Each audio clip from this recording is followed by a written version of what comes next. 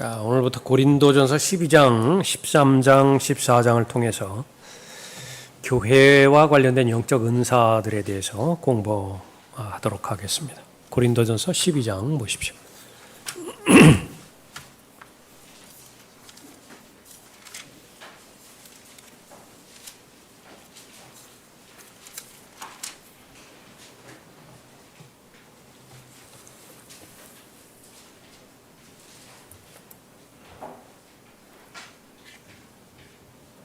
지금까지 교회에 대해서 우리가 공부했고 살펴보았다라고 하는 그 내용들은 거의 대부분 총론에 불과합니다. 교회는 이런 것이구나. 이렇게 구성이 되어 있고 교회의 시작과 결말은 어떤 것이다 라고 하는 것을 우리가 잘 살펴봤죠.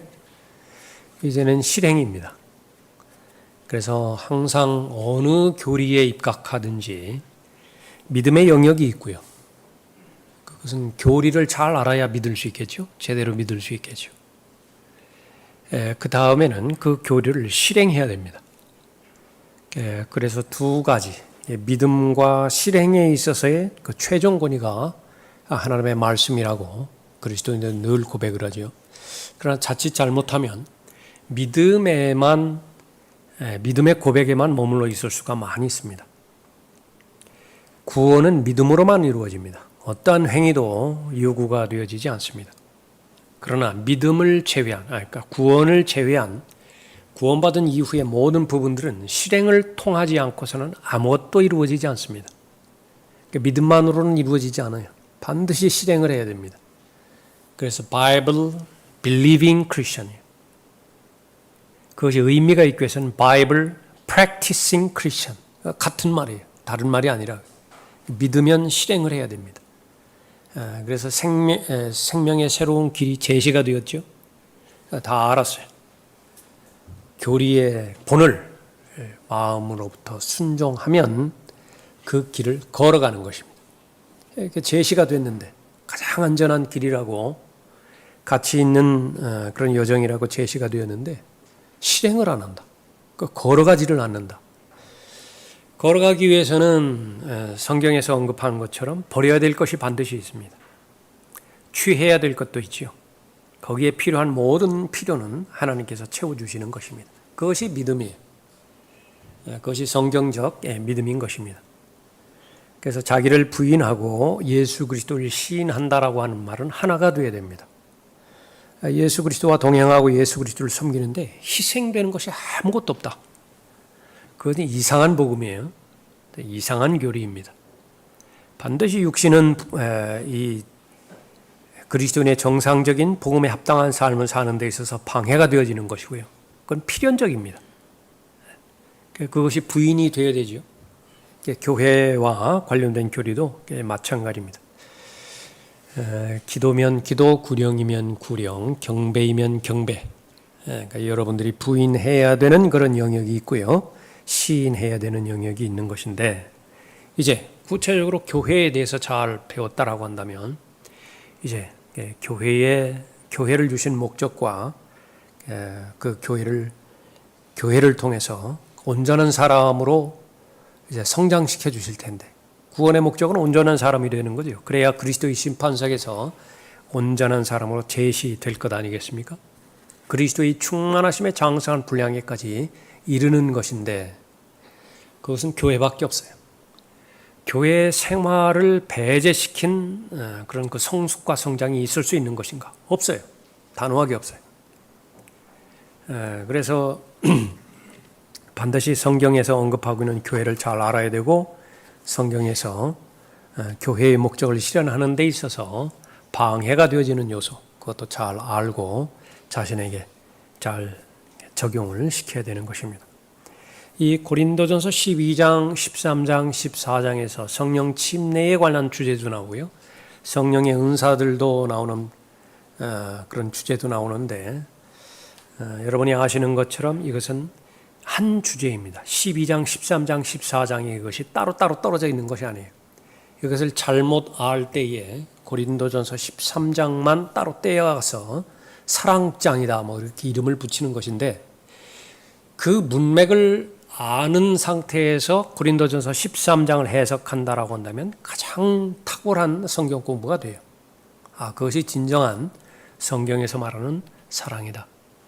그러나 그 배경을 무시하고 그냥 13장만 떼서 그렇게 한다고 하면 별 의미가 없습니다. 그런 것들은 결론적으로 여기 은사들과 관련돼서 말하면 12장부터 14장까지는 많은 은사들이 제시가 되지만은요, 특별한 은사 하나를 말하고자 하는데 집중이 되어 있습니다. 그 은사는 바로 방언을 말하는 은사예요. 방언에 관한 은사라고. 그 방언에 관한 은사를 주신 목적에 대해서 무지할 때에 그 하나님께서 주신 은사에 대한 위치를 잘못 선정하게 되어지는 것이고, 그 은사를 강조한 하나님의 강조점보다 더 월등하게 강조하고 더 열등하게 강조해 버리는 거예요. 그러면 그 결과는 어떻게 되는 것이냐 그러면 예외 없이 다 육신적인 그리스도인이 되어버리는 것입니다. 육신적인 그리스도인이라고 하는 것은 성장이 멈췄다 그 말이죠. 성장하지 않아요. 그래서 성경에서 말하는 이 은사들, 선물이에요. 하나님께서 선물로 주시고 은사로 주신 그 기능에 대해서, 기능은 뭐냐 그러면 하나님께서 맡겨주신 일을 감당할 수 있는 능력을 주시고자 하는 것입니다. 능력의 능력, 파워라고 해요. 파워. 근데 능력이 많은 사람이 있고 능력이 적은 사람이 있는데, 그 능력이 많고 적음을 통하여 하나님께서는 그 사람의 됨됨이를 판단하지 않으십니다. 그건 판단의 근거가 아니에요. 그건 기능이에요. 그냥 은사를 주신 것은 그냥 기능이에요. 그럼 하나님께서 판단하시는 근거는 무엇이냐? 그러면 바로 예수 그리스도의 성품에 해당되어지는 성령의 열매입니다. 됨됨이에요. 그것이 바로 은혜, 예수 그리스도로부터 나오는 은혜에 대한 증거입니다.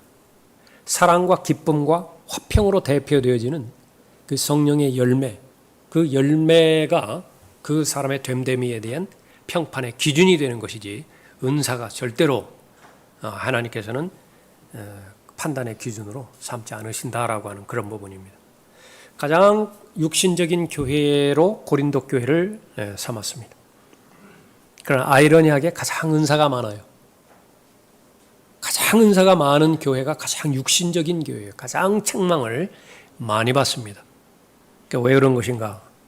그 은사는 그러면 다 부정적이라는 말이냐? 그것이 아니라 주신 목적대로 쓰지 않았기 때문에 그렇습니다. 이기적으로 썼고요, 자기중심적으로 썼고, 오용했고, 남용했고, 더 나아가서는 악용을 했습니다. 분명히 하나님께서는 은혜의 복음을 주셨는데 그것이 오용하고 오용되고 악용된 나머지 또 다른 복음으로 변질이 되어버렸어요. 그러니까 그것은 아주 무서운 일입니다. 마귀가 노리는 계략이 바로 그 부분이에요. 그래서 우리가 계속 살펴봤듯이 하나님께서 먼저 누군가에게 말씀으로 약속해 주시지 않았다라고 한다면 마귀는 그 사람에게 건드릴 수 있는 영역이 거의 없어요. 건드리지도 않고요.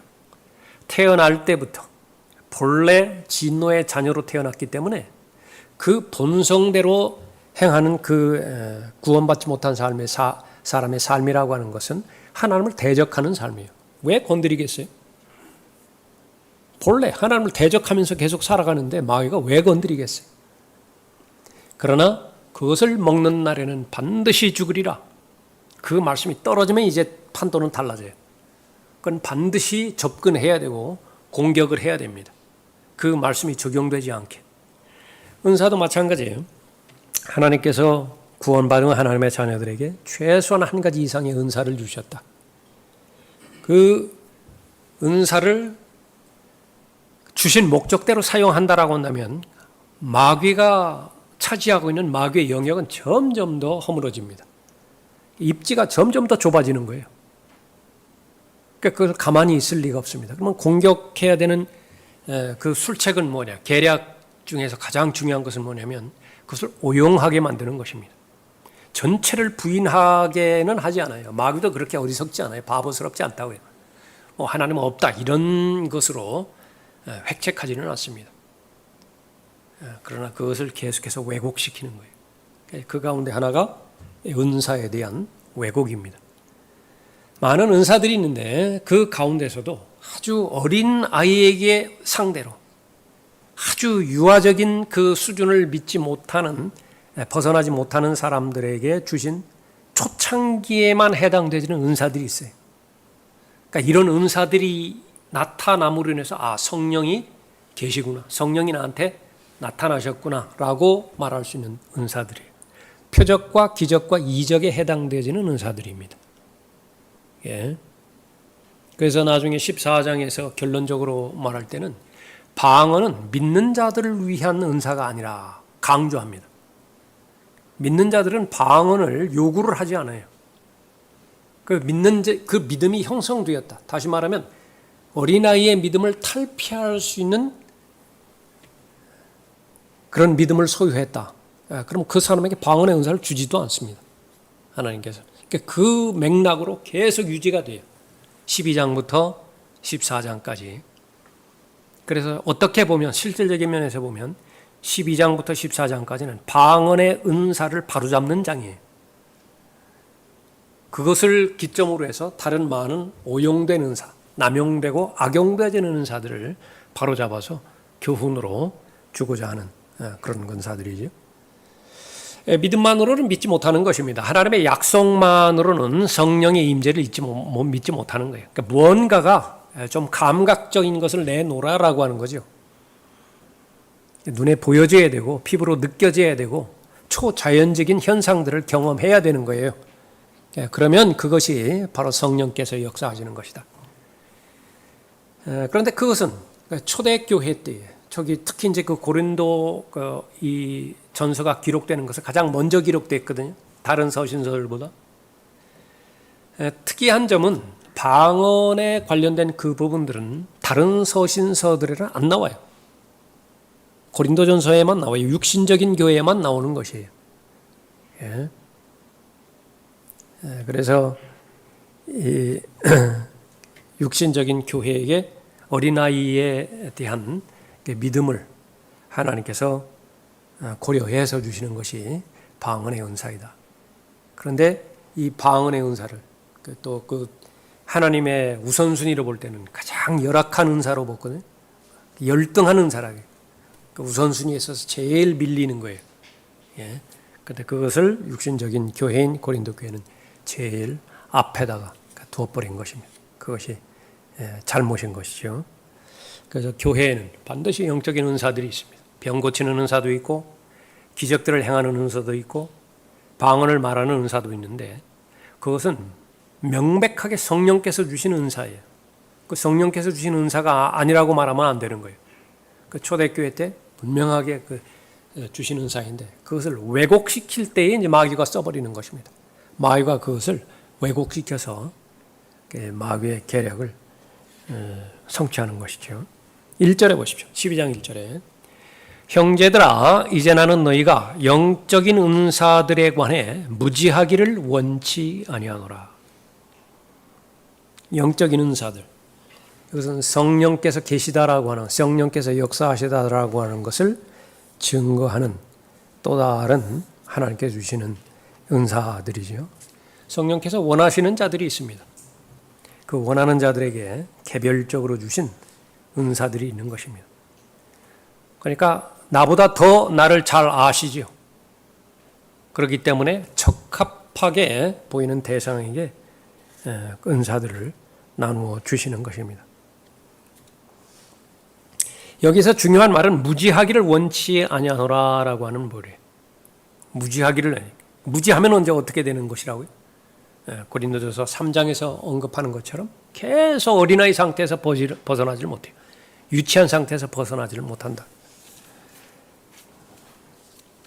14장 보십시오. 14장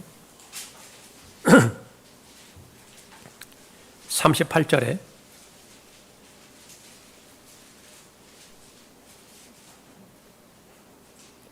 그러나 누구든지 무지하다면 무지하게 내버려두라.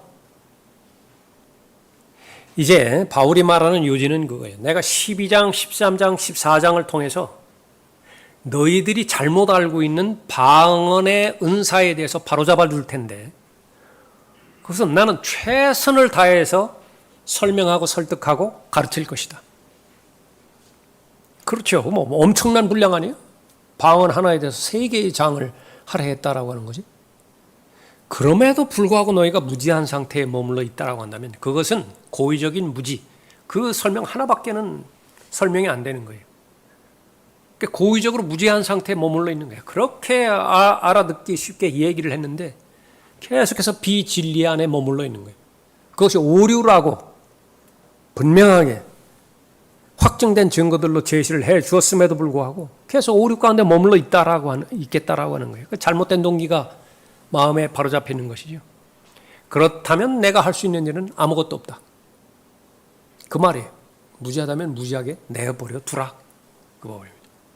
그러니까 이것은 이제 구체적으로 방언의 은사에 대해서 언급하는 그런 부분이기도 하지만은 다른 복음이라든지 진리도 역시 마찬가지죠. 그 최선을 다해서 잘 제시해주고 설득했는데 그럼에도 불구하고 마음의 변화를 받아들이지 않아요. 계속해서 완고한 마음을 그대로 있다. 그럼 떠나는 거예요. 먼지 털어버리고 그냥 떠나버리는 것이라. 40절에 보십시오. 모든 일을 품위 있게 하고 또 질서 있게 하라.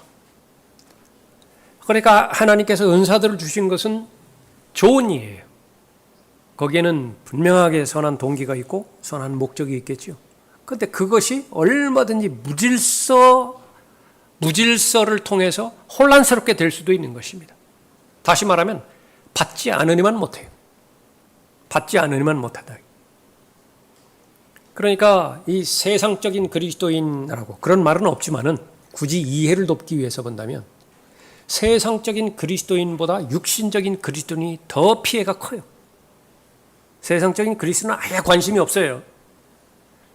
전제는 뭐예요? 전제는 그 사람이 구원받았다라고 한다면 구원받은 다음에 어떠한 경배라든지 말씀이라든지 무슨 사역이라든지 교제라든지 아무 관심이 없어요.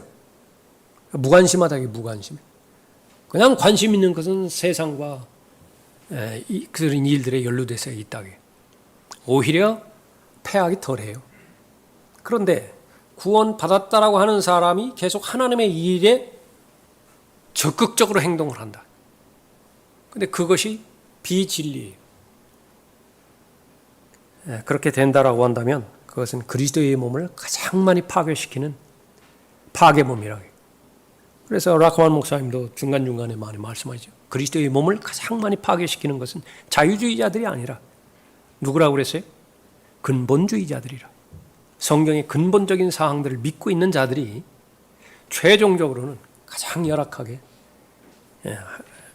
하나님의 피로 사신 그리스도의 몸을 파괴시키는 행위다라고 그렇게 보는 것입니다. 자, 고린도 교회 성도들, 고린도인 교인들이죠. 계속해서 어린아기들이었고, 어린아기들이라고 하는 것은 미성숙했다 그 말이죠. 어리석다 그 말이에요. 이리 쏠리고 저리 쏠리고, 부처처럼 바람이 불지만 않으면 아무 상관이 없어요.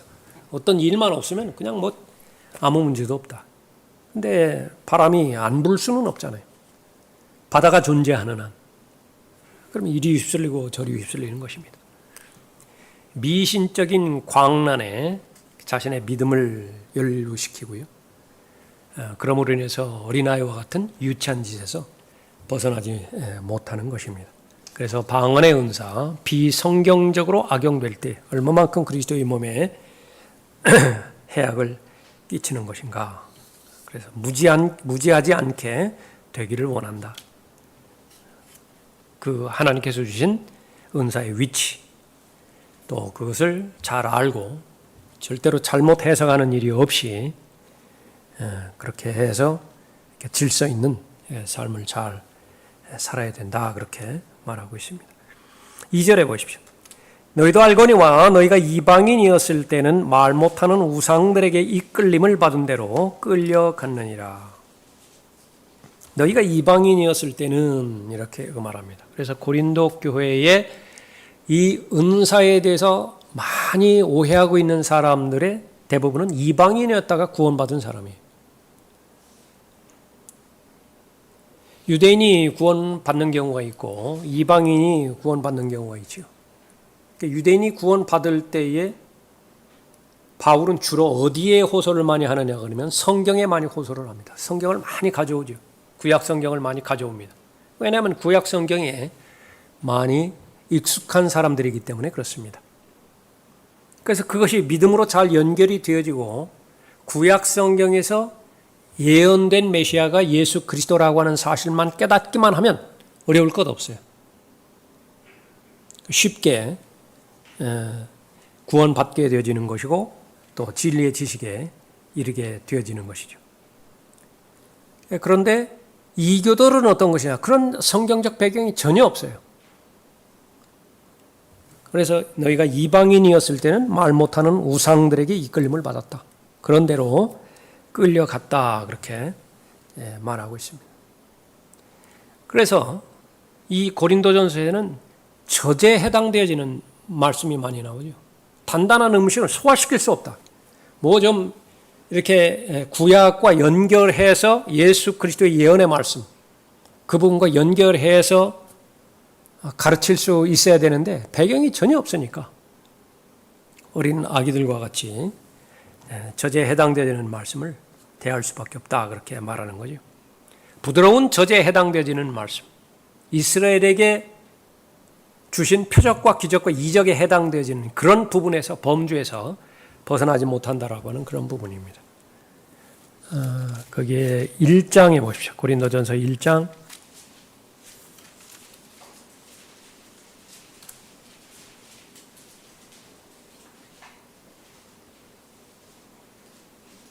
22절에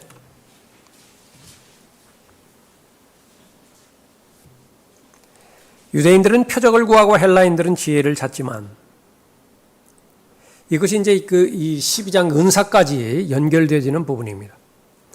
표적을 구하는 대상은 누구냐? 그러면 유대인들이에요. 그런데 여기에 고린도 성도들도 표적을 계속 구하는 것입니다. 그것이 방언의 은사까지 연결이 되는 거죠. 우리는 십자가에 못 박히신 그리스도를 전파하노니 이것이 유대인들에게는 거치는 것이 되고 헬라인들에게는 어리석은 것이 되지만 부르심을 받은 사람들에게는 유대인들에게나 헬라인들에게나 그리스도는 하나님의 능력이요 또 하나님의 지혜니라.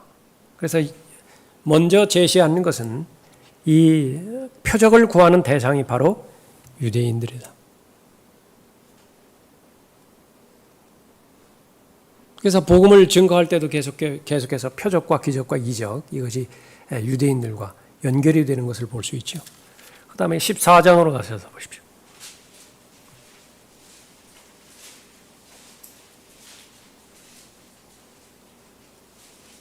22절에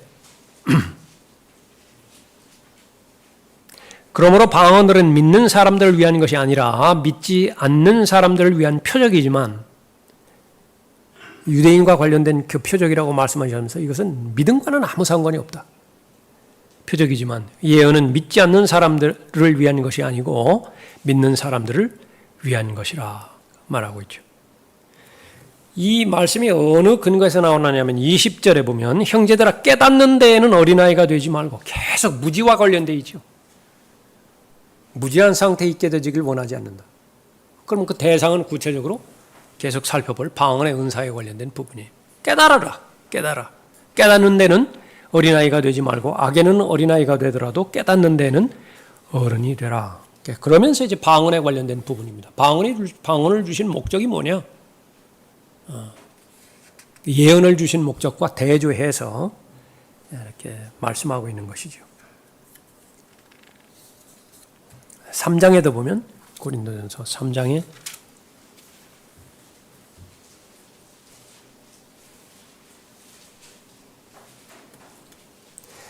1절에 형제들아 내가 너희에게 영적인 사람을 대하는 것처럼 말할 수 없어서. 영적인 사람은 말이 통하는 사람을 말하는 거죠. 하나님의 말씀으로 말을 전했으면 그것을 아멘으로 화답할 수 있어야 되는 것인데 도무지 못 알아먹어요. 왜 그런 것이냐? 목적이 다르기 때문에 그래요. 고린도 교회의 그 동기가 잘못되어 있기 때문에 그런 거죠.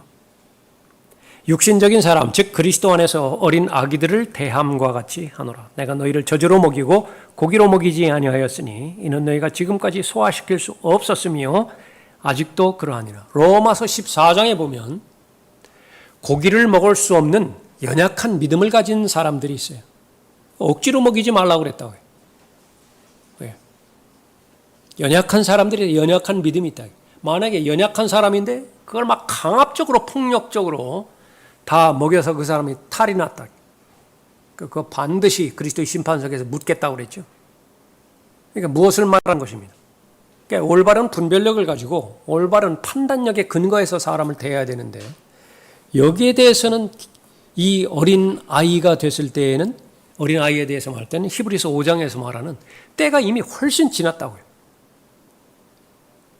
젖을 먹을 시기 지나갔고 이유식 끝날 시기가 지났음에도 불구하고 계속 젖달라고 하는 것입니다. 단단한 음식을 소화시켜야 되는데 그런 환경과 여건이 됐음에도 불구하고 안 먹어요. 그게 책망의 대상이 되어지는 거죠. 그러니까 둘을 이렇게 구분을 하는 것입니다.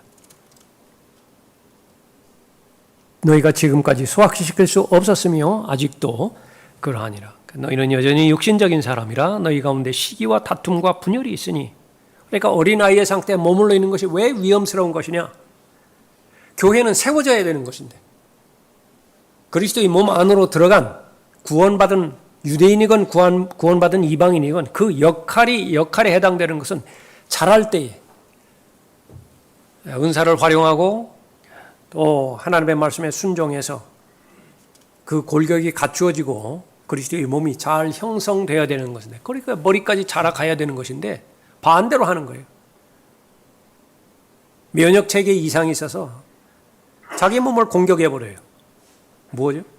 성경에서 말하는 종창이라고요. 암덩어리라고요. 그러니까 그렇게 돼버리는 거예요. 그래서 어린아이의 상태에 머물러 있는 것 그 자체로 위험한 것이 아니라 끼치는 파급 영향력 그것은 다른 지체에게 반드시 악영향을 끼치게 되어 있다. 그건 분리를 말하는 것입니다. 세상으로부터의 성별을 말하는 것이 아니라 그리스도의 몸 안에 있는 분열을 말하는 것이죠. 어떻게 하면 분열이 돼요? 서로 시기하면 돼요. 서로 질투하면 된다. 그럼 서로 나누어지겠죠. 너희는 여전히 육신적인 사람이라 너희 가운데 시기와 다툼과 분열이 있으니 어찌 너희가 육신적이 아니며 사람을 따라 행하는 자가 아니리요. 무서운 일이라. 우리 모두가 다 예수 그리스도를 따르는 제자들인데 그리스도인들인데 처음에는 예수 그리스도를 따르다가 나중에 보니까 사람을 따르는 사람의 종이 돼버리는 거예요. 사람의 하수인이 돼버리는 것이라. 그래서 이교도를 섬기다가 구원받은 이 이방인들 온갖 미신, 맹신, 광신, 무슨 황홀경 이런 것만 추구했었죠. 그런데 구원받았는데 여전히 그 잔재가 남아있는 거예요. 그 잔재를 어디에 연결을 시켰느냐? 무슨 병 고치는 은사라든지 기적들을 행하는 것이라든지 그 가운데 딱 좋은 것 가운데 하나가 방언이라고 해요. 방언. 다시 12장으로 가셔서 고린도전서 12장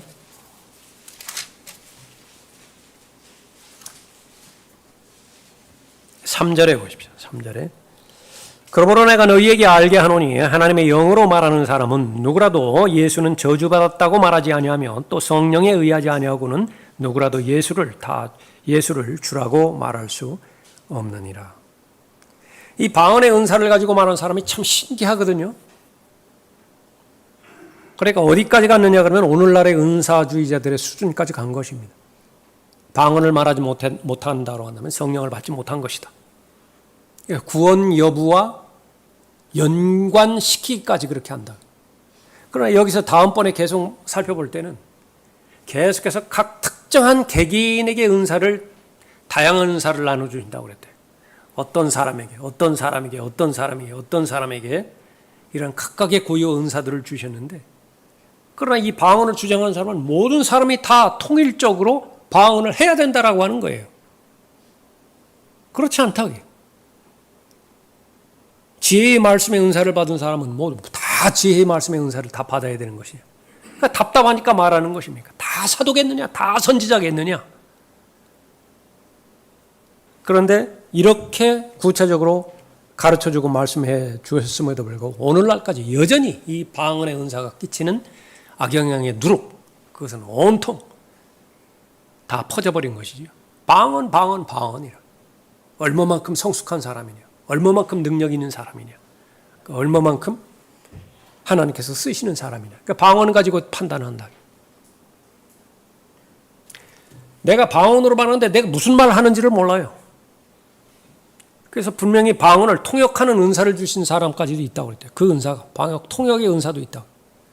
내가 뭐라고 막 말을 하는데 그 말 가운데서 예수는 저주받았다. 그 말이 포함되지 않았다는 보장이 어디 있느냐. 그 말이에요. 지금 3장에서 말하는 거.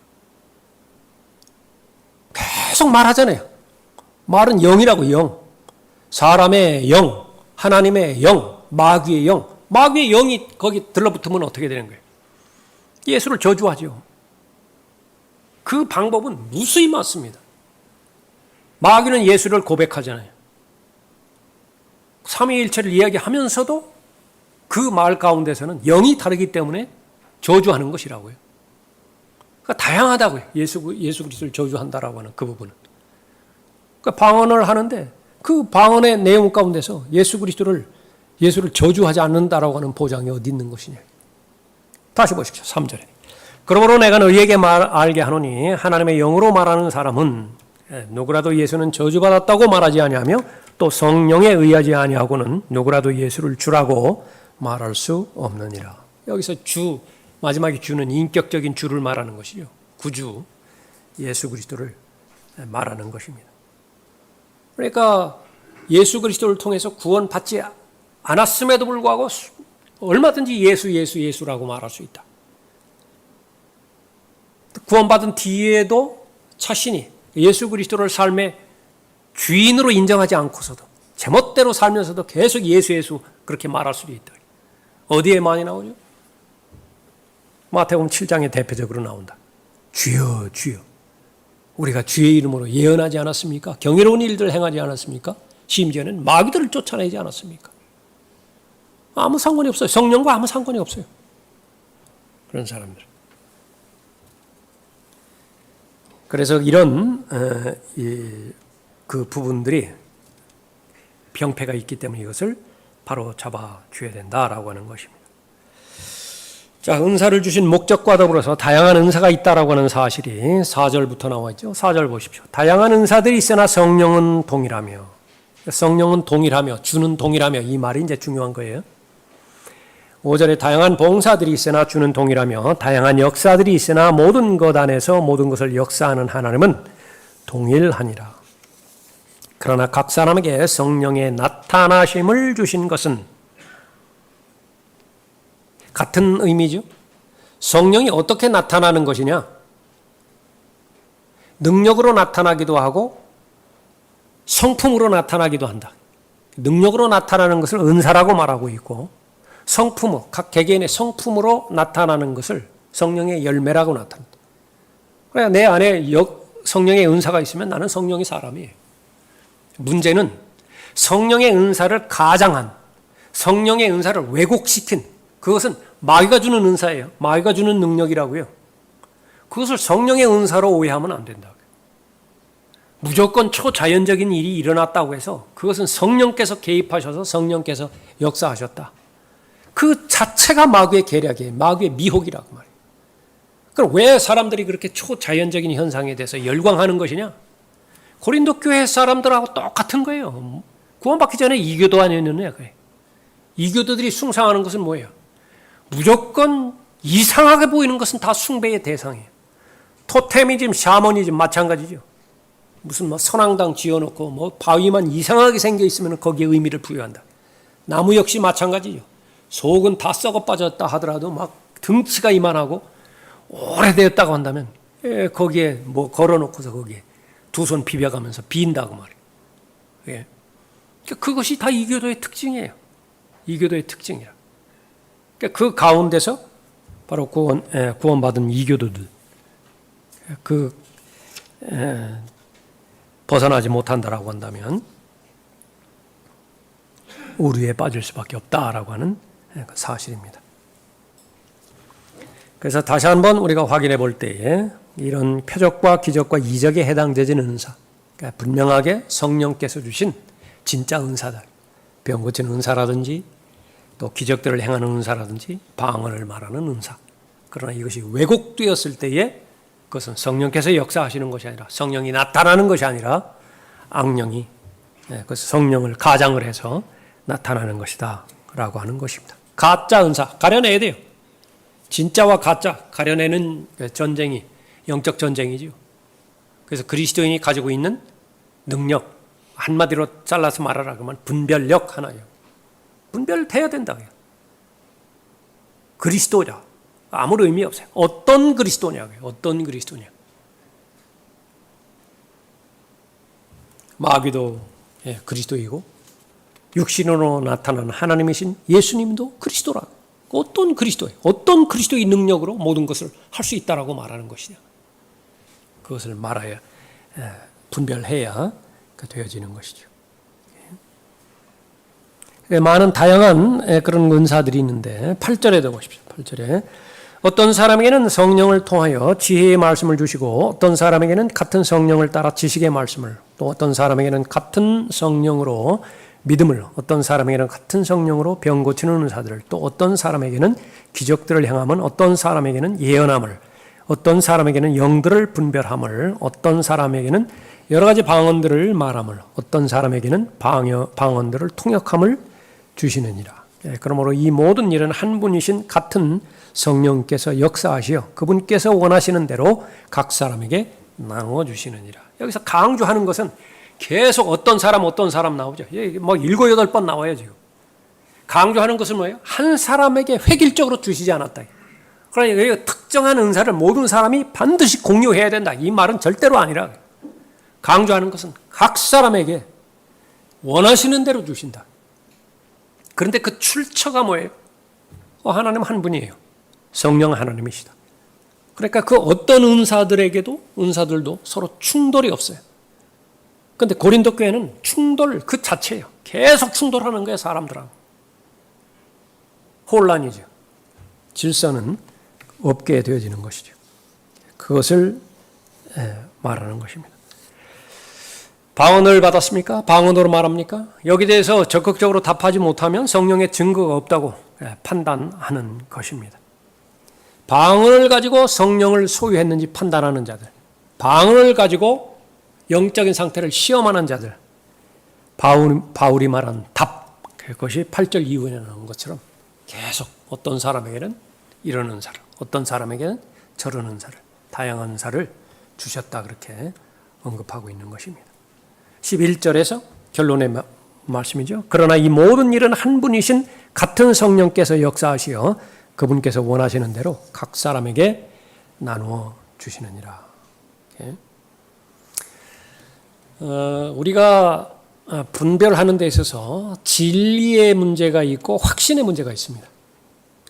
진리에 관련된 부분이다 그러면 타협의 여지가 없어요. 동성애가 진리에 관한 영역이냐 확신에 관한 영역이냐 그러면 말할 것도 없이 진리에 관한 영역이에요. 그 논쟁 자체가 의미가 없어요. 그 성령에서 딱 못 박아버렸기 때문에 그 여지가 없다. 근데 그것을 확신의 문제로 간다. 무슨 선호의 문제로 간다. 이건 논의의 문장으로 간다. 그건 배교의 시작이에요. 일단 그렇게 배교로 가는 것입니다. 그러나 그 다음에 조심해야 되는 것은 이제 확신의 영역이에요. 확신의 영역이라요. 확신의 영역. 그건 교회의 분위기마다 다 다르고요. 각 사람의 믿음의 색깔이라고 하죠. 믿음의 성향. 그 부분마다 다 다를 수 있어요. 그게 그 부분은 여지를 줄 수 있어야 됩니다. 여지를 줄 수 있어야 된다. 그게 펜사콜라 성경 그 신학원 거기에 강의 들으려고 하면 반드시 넥타이 매야 돼요. 넥타이 매지 않으면 어떻게 돼요? 못 들어가요. 듣지 못한다. 지금 넥타이 안 매신 분들 좀 어떠세요? 이렇게 확신의 문제입니다. 확신의 문제. 그러니까 그것을 구분할 수 있어야 돼요. 예를 들자면 이제 그런 그 부분들입니다. 예. 또 하나의 그 다른 그 부분인데 이것은 어떤 부분이냐? 방언을 자신의 절대적인 기준으로 둬버린 거예요. 방언을 하는 사람, 영적인 사람. 방언을 하지 못한 사람은 아직 믿음이 없는 사람. 그 가운데 하나가 조심스러웠던 그 부분의 하나가 거리설교예요. 거리설교하는 사람, 영적인 사람. 거리설교하지 못하는 사람, 덜 영적인 사람. 그거 아니에요. 그런 거 아니라고. 그것을 열망하고 추구하고 그러는 그 부분들이 있지만 다 똑같을 수는 없다. 그러니까 목사가 아닌 사람은 어떻게 되는 거예요? 전담 사역자가 아닌 사람은 어떻게 되는 거라. 그런 부분을 하는데 그 오류에 포함되어지는 것이 바로 이 방언의 은사를 주장하는 그런 그 사람들이었다라고 하는 그 부분입니다. 가짜예요. 아무 성경적 근거도 없고 터무니없는 가짜라고 하는 것입니다. 자, 이 부분을 강조하기 위해서 그리스도의 몸에 대해서 언급하고 있습니다. 12절 보십시오.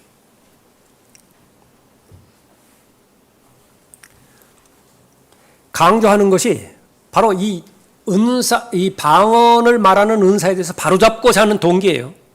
그냥 뜬금없이 그리스도의 몸에 대해서 언급하는 것이 아니라 배경은 계속 똑같다고 해요. 방언의 은사를 바로잡아야 된다.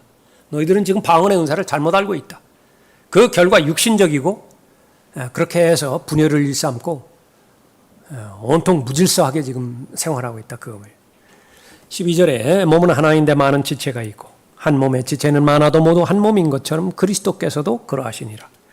유대인이나 이방인이나 종이나 자유인이나 한 성령에 의하여 우리 모두가 한 몸 안으로 침례를 받았으며 또 모두가 한 성령 안으로 마시게 되었느니라. 몸은 한 지체가 아니라 여러 지체로 되어 있으되 만일 발이 말하기를 나는 손이 아니므로 몸이 몸에 속하지 아니한다 하여 그것이 몸에 속하지 않는 것이냐? 어디에 연결시키라고요? 방언이라고 해요.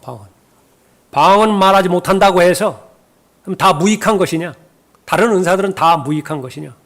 그렇게 연결이 되는 것입니다. 16절에 또 만일 귀가 말하기를 나는 눈이 아니므로 몸에 속하지 아니한다 한다면 이로 인하여 그것이 몸에 속하지 않는 것이냐? 온 몸이 한 눈이라면 듣는 곳은 어디며 온 몸이 듣는 곳이라면 냄새 맡는 곳은 어디겠느냐? 그러나 이제 하나님께서는 친히 원하시는 대로 지체들 각각을 몸 안에 두셨느니라. 만일 모두 다 한 지체이면 몸은 어디겠느냐? 그러나 이제 지체들은 많아도 한 몸이니라. 계속 연결이 되어지죠? 모두가 다 같은 지체라고 한다면 한 지체라고 한다면 다 검지손가락이에요. 그러면 다른 기능들은 어디서 찾아요? 다 방언들을 말해야 돼요. 그러면 다양한 은사와 다양한 섬김, 다양한 봉사, 그건 무엇이에요? 성령께서 주신 목적은 무엇이냐? 얼마만큼 잘못되어 있는 것인지 그걸 계속 말하는 것입니다. 21절에 눈이 손에게 나는 내게 필요 없다 하거나 또 머리가 발에게 나는 내가 필요 없다고 말할 수 없느니라. 뿐만 아니라 몸에 더 약하게 보이는 지체들이 오히려 더 요긴하고 우리가 덜 귀히 여기는 몸의 지체들에게 보다 많은 존귀로 입혀주며 우리의 아름답지 못한 지체들은 더욱 아름다운 것을 얻으며 그렇게 해서 이 몸에 대해서 언급하고 있죠. 27절에 이제 너희는 그리스도의 몸이요 개별적으로는 그 지체들이라 말하고 있습니다. 그래서 한 지체가 영광을 받으면 같이 기뻐하는 거예요. 또 한 지체가 고통을 받으면 다 같이 고통을 받는다. 새끼발가락 거기에만 국한돼서 통증을 느끼는 것이 아니라고 말이죠. 그러니까 이것이 바로 그리스도의 몸과 관련된 부분입니다. 전체를 통해서 말씀하시고자 하는 것은 자신의 은사가 무엇인지 그것을 아는 거죠. 그 자신이 서 있는 위치가 어디 있는 것인지 그것을 아는 것입니다. 그러니까 확보를 해야 되죠. 그러니까 반드시 받아들이고 내보내야 되는 거예요. 영향력을 받고요. 영향을 줘야 돼요. 계속 영향력을 받고 보내지만 않는다든지 아니면 받는 거 없이 계속 주려고만 한다든지 결과는 하나의 괴사해 버려요. 그냥 썩어 문드러져 버린다고. 나중에는 도려내 버려야 돼요. 몸 전체를 살리기 위해서는. 그 사실을 알아야 되는 것입니다. 그리스도인은 그리스도의 심판석에 서기까지 우리에게 맡겨주신 그 일들은 섬김입니다. 무엇을 섬겨야 되는 것이냐? 내 섬김의 대상은 무엇이냐?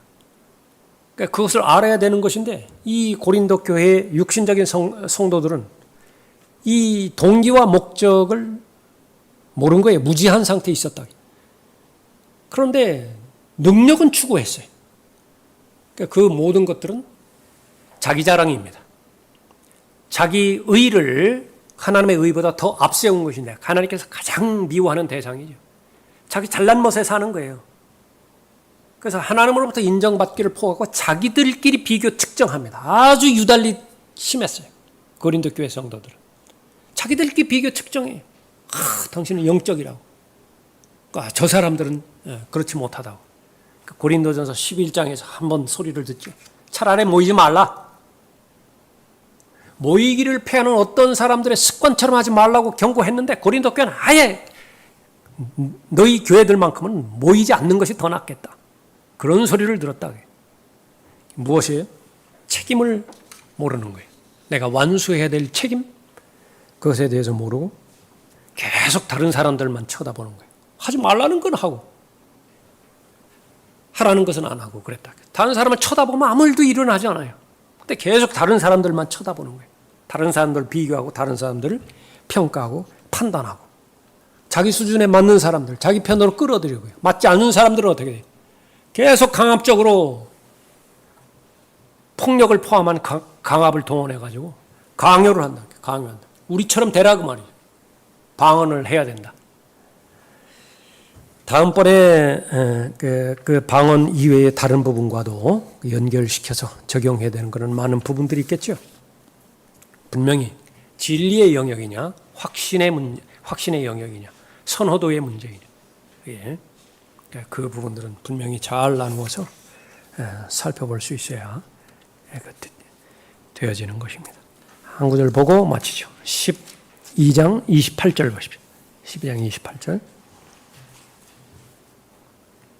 다 사도들이겠느냐? 다 선지자들이겠느냐? 다 교사들이겠느냐? 다 기적들을 행하는 자들이겠느냐? 다 병 고치는 은사들을 가졌겠느냐? 다 방언들을 말하겠느냐? 다 통역하겠느냐? 오히려 너희는 최상의 은사들을 열망하라. 이것이 내가 너희에게 더 좋은 길을 보여주리라. 이제 내가 너희에게 더 좋은 길을 보여주리라. 그래서 결론적으로 말하면 최상의 은사를 열망하라. 이것은 하나님의 명령이에요.